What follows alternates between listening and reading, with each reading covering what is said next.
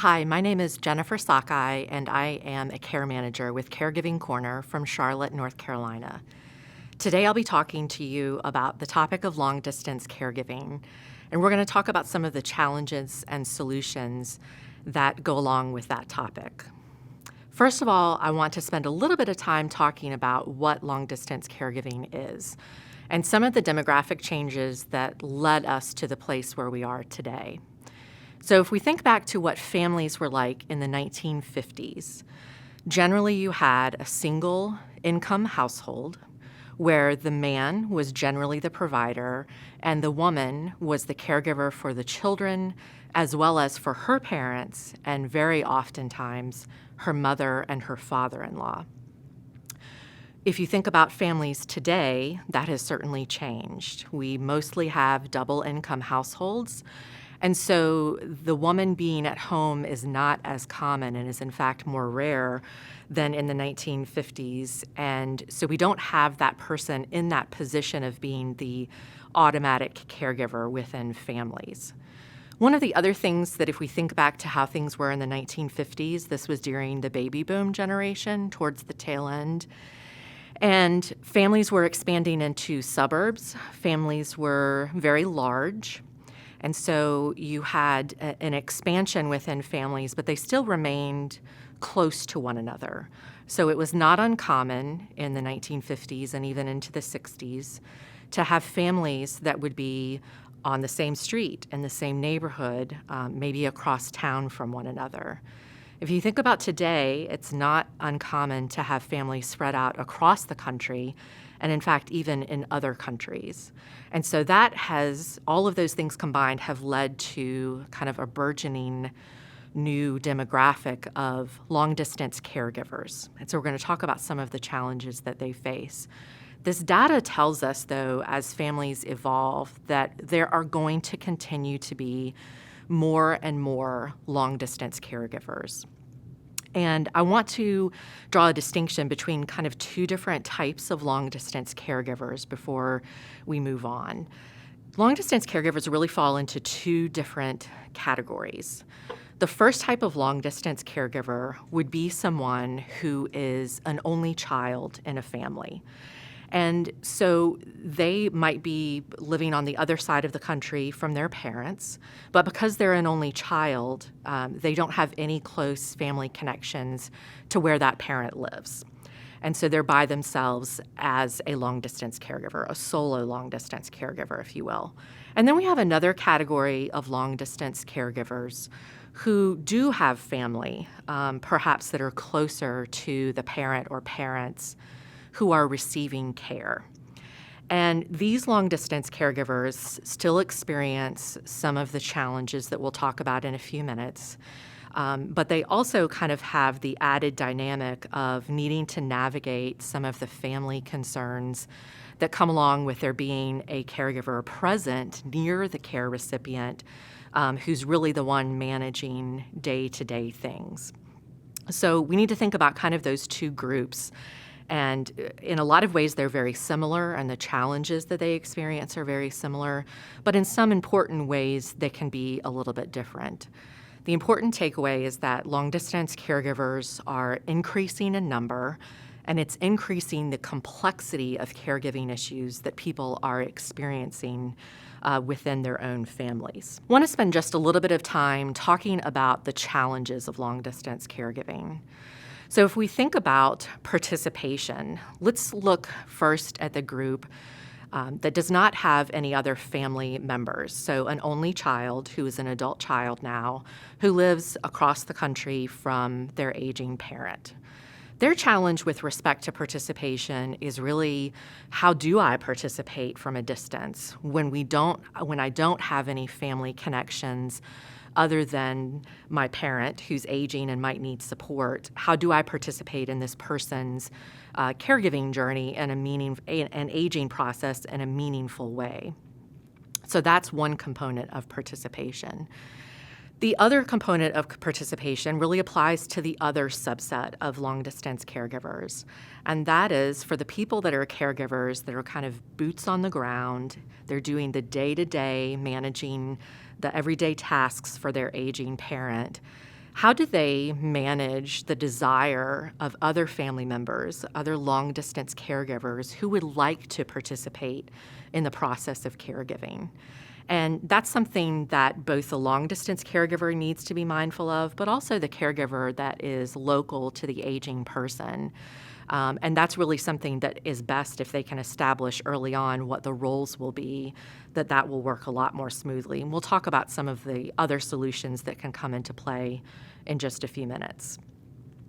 There's another grouping of challenges that are particularly unique to long-distance caregiving, and that kind of falls into the category of what I refer to as monitoring and reassurance.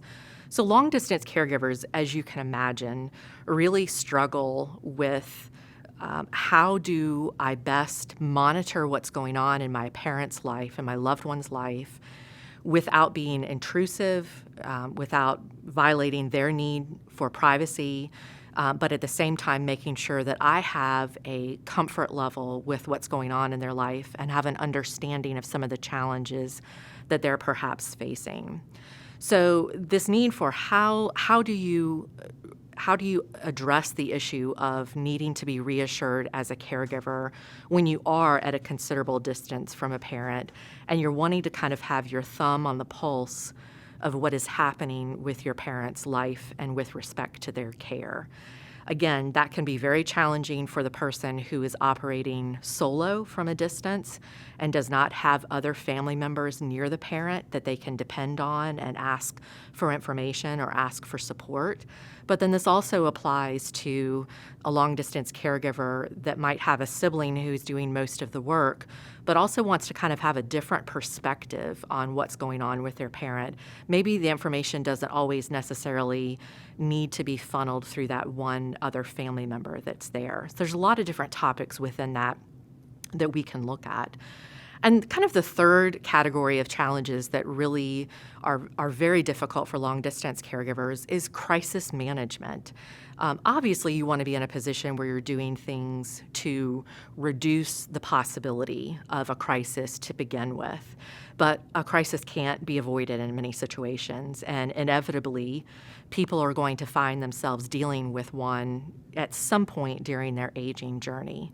So then the question is, for long-distance caregivers, how do I determine that something is in fact a crisis, and how do I determine what my action needs to be? Do I need to be physically present to manage the crisis? Is this something that I can do remotely? Or again, if they're dependent on family, is the information that's being communicated through other family members very accurate enough to give you reassurance that the crisis is being stemmed by whatever action is being taken? So this whole notion of how do you address a crisis and what is the plan for addressing this when you are at a considerable distance from the person that you're taking care of? So we've talked about some of the challenges. We could really spend an entire day, and I'm sure that those of you who are watching this who are long-distance caregivers can appreciate that there are at least several hours worth of challenges that could be enumerated. But I want to switch gears and talk about some of the solutions and ideas that you can put into place that are going to try to make things a little bit easier for you. And the first one I want to talk about is technology, and that's a very broad category.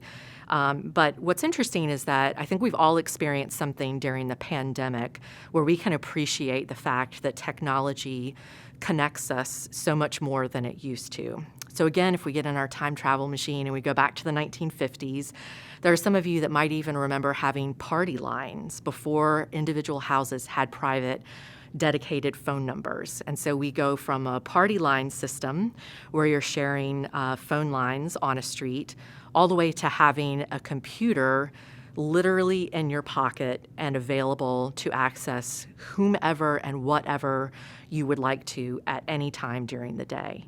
So certainly during the last 70 years, the technology can't even be appropriately summarized how tremendously fast it has changed and enabled us to remain connected.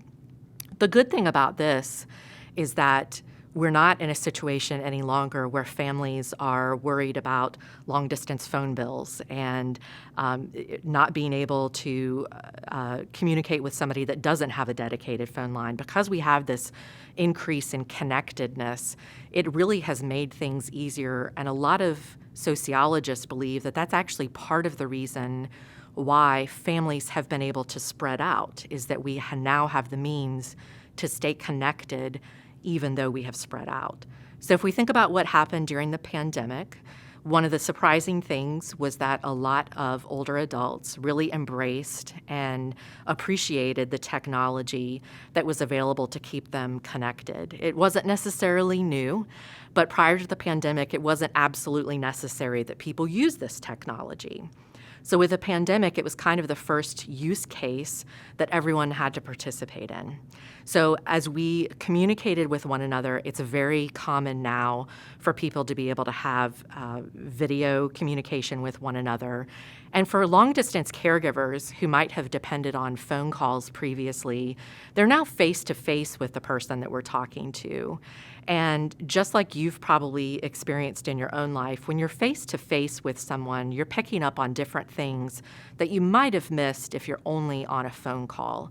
So for long-distance caregivers, the increase in the use of video technology like Zoom and some of the other ones that we've seen gain popularity during the pandemic, that those have really increased the availability of information that can be gathered through an interaction, through a person-to-person exchange. And so people that might have wondered, is mom looking okay? Does she look like she's thinner? Does she look like maybe she's not eating as much?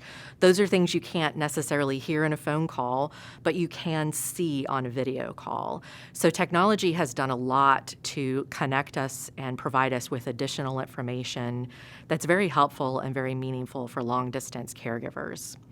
Another thing that happened with respect to technology during the pandemic is that because of the restrictions put into place in healthcare settings, the medical community, which was typically slow to use traditional forms of communication, with family members who are at a distance, now have become very accustomed to picking up the phone and including family in conversations, in office appointments, or even doing follow-up calls, knowing that families are struggling to stay connected and get good information in a time when separateness is a priority.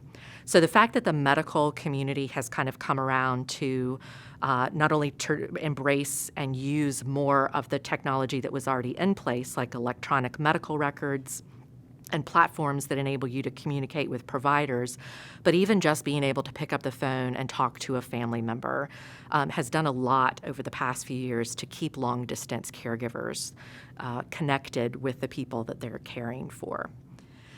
So I want to move on to the next category where we kind of find a lot of solutions and ideas and talk about some of the professional services. At the beginning of this, when I introduced myself, I told you that I was a care manager, and a care manager is one of the many types of professionals that are available for families to engage in situations where they are challenged by the complexities of caregiving. We work with a lot of people that they're long-distance caregivers, and they simply need a professional that they can depend upon, who's local, who's able to be kind of a frontline worker to give them feedback that they need.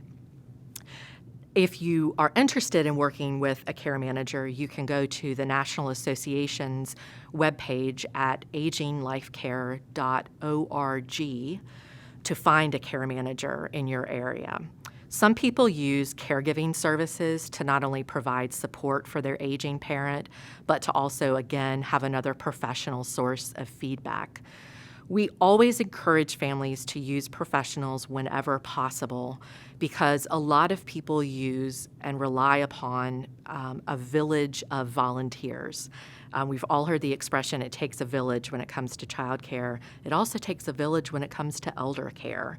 And if you have an individual who does not have any family locally, what you often see is that members from the church or synagogue community, from a former workplace, from the neighborhood, all kind of come together and help an older person in different ways.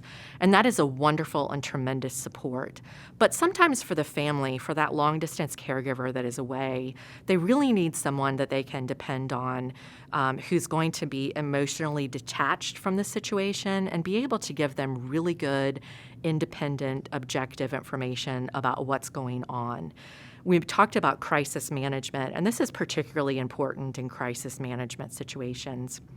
An example of this might be that someone gets a call that something has happened with mom. They very quickly get a plane ticket, get on a plane, only to land and find that mom had a slip and fall. She's already back at home. The ER checked her out, and there was nothing to worry about.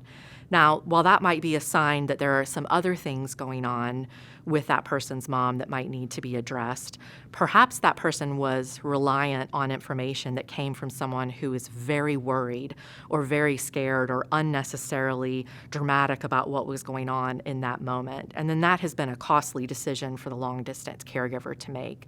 So I think the village of informal people is very important and very critical later in life, but I do think it needs to be paired appropriately with professional services when possible to really help the long-distance caregiver make good decisions.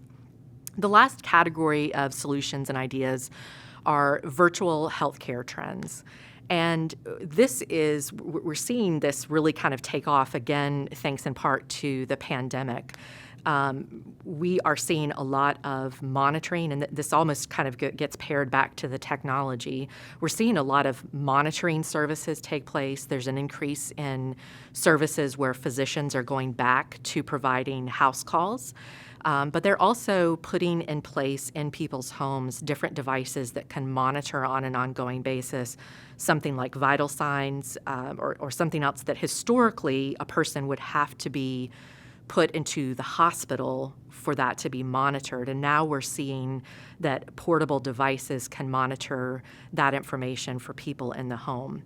This is wonderful news for people who are trying to keep a loved one at home, but it's also wonderful news for long-distance caregivers because this virtual healthcare trend of having information and data collected directly from the home setting and sent directly to the medical providers or the doctors or decision makers is great because it's eliminating a lot of the steps that long-distance caregivers would be perhaps left out of. And so if collecting this data is replacing a doctor's appointment, that long-distance caregiver is still able to see what's going on with dad's blood pressure, for example, without actually having to worry about missing out on the medical appointment with the doctor. One of the other things that we're seeing with healthcare trends is sort of a replacement, a push towards more autonomy and more privacy for the older adult. So using technology from a safety perspective, how do we alert the appropriate people that someone has fallen, for example? Falls are particularly critical. And there's all sorts of usage cases for technology with respect to video, devices that can be put into the home, but there's always the ethical question of, is that too intrusive? Does it violate someone's privacy? Particularly when you consider that bathrooms are the number one place where falls happen. So there's some exciting new technology in that space as well that point to some healthcare trends turning more virtual. One of the technologies that's now available is that through the use of heat sensors instead of video imagery, the person's body is converted into a stick figure so that you can actually see in real time where the person is in their space instead of having to rely on setting up video cameras in all different places. So I think the tech space in elder care is really a hot area right now where there's a lot of trends. And I would certainly encourage long-distance caregivers to get connected with either medical providers or professionals who can walk you through some of the different options for setting up a safe environment, but also going back to some of those challenges that we talked, a safe environment, but one that also provides some monitoring and some reassurance to yourself as a long-distance caregiving. Lastly, I will say this, and I'm a big supporter of this across the board. It doesn't matter if you are a local caregiver or a long-distance caregiver. Caregiving is very difficult. It is a hard journey for families to go on, and I strongly encourage long-distance caregivers to seek out support groups, even if you are not local to the person that you're taking care of, because it's very vital that you be connected to other people. And just like I've shared ideas with you today that you might not have known about, people that are going through this journey with you may have very rich experiences to draw from and may have ideas that would make your caregiving journey much more easy. Thank you very much for listening today, and if you have any questions, please don't hesitate to reach out.